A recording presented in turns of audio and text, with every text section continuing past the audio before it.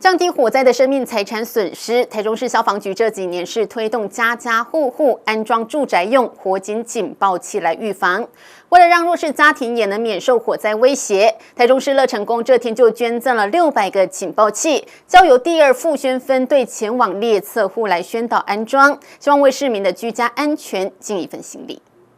拿着住宅用火灾警报器，在台中乐成宫前合影留念。在汉信妈祖的见证下，台中乐成宫这一天捐出600个住宅用火灾警报器给台中市政府消防局，希望他们能够为弱势户安装，确保生命财产安全。感觉提高你早的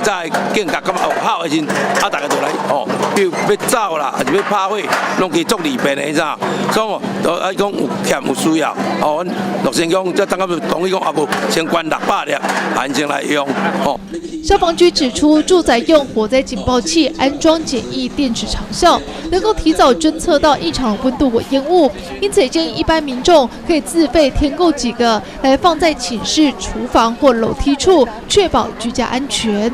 复宣队再去查访一下，那么比较需要的地方，像这个低收入户的，或者是独居老人的场所，或者是我们比较危险